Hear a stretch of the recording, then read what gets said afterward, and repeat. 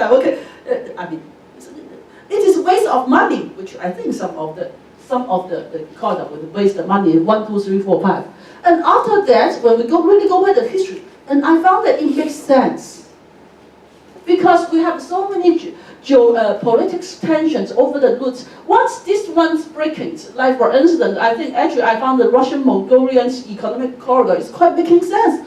It is easier. How easy it is? It is only pass through 2 countries, Mongolia and then the Russia, and these 2 countries are at the moment that is quite friendly with the Chinas. So go to this way. It is quite good. Why we should go for this new Euro-Asian land bridge economic corridor? It goes through many countries that, and when you pass through every country that the custom can do something, can ask you for the money.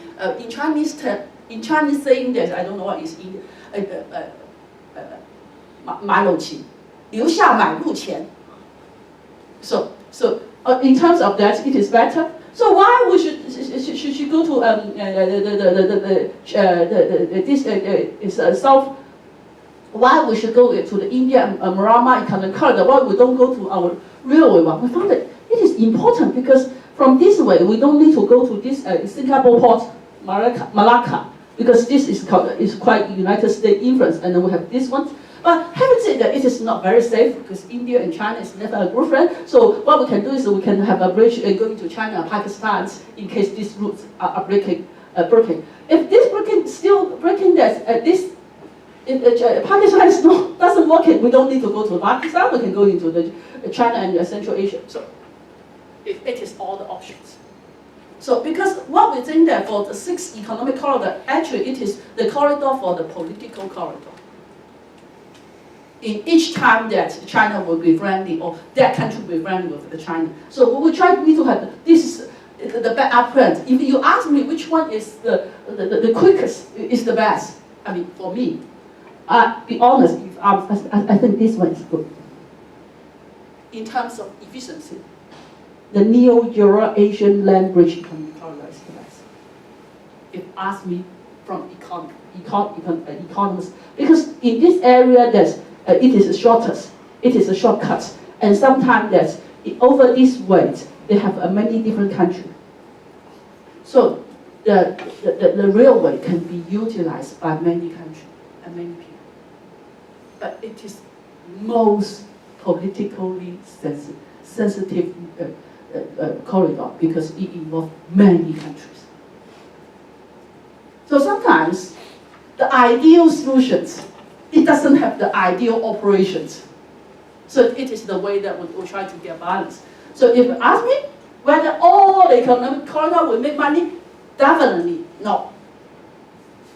Because what China wants is actually at one time, one corridor going into the Europe. It doesn't need so many, but since that the China wants to have so many security, it makes a lot of corridor. So it is over-investment. For all over-investment, some investment is bound to make loss. As simple as it. So if you found that some Belt and Road project investment is going to get into the loss, it's normal. It's very normal because I really think it is over. So how complicated was that one? So last time I spent a lot of time preparing this slide. So we always say that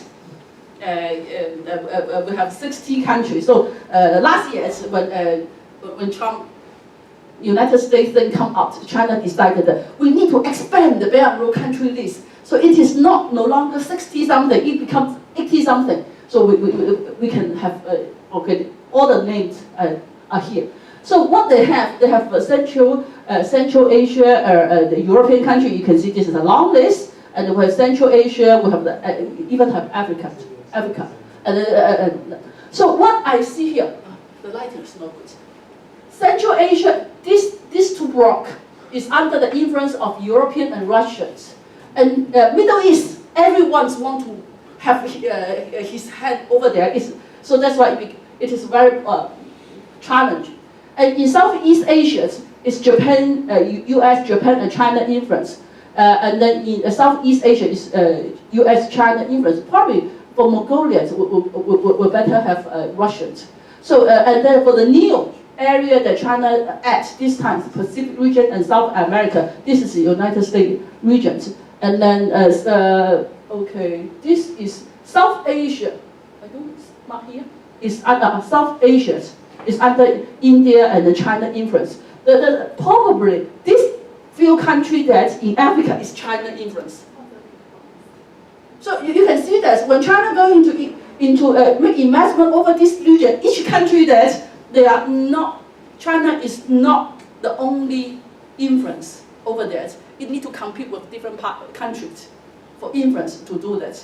So it is. So you are going to have a lot of news regarding the Belt and Road investment, because when China win one bit, the opposing country will say that it is a political thing.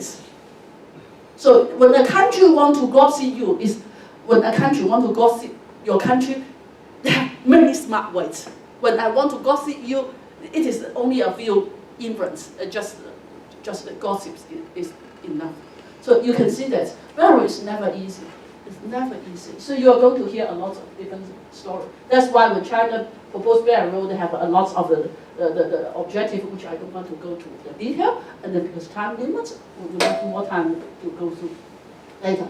And then they're going to have the numerous development, the high-speed railway, highway, hydropower, transportation, and container terminal.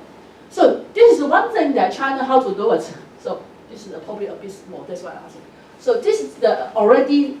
Okay, when we see that, okay, China already to start it is create a global net infrastructure network.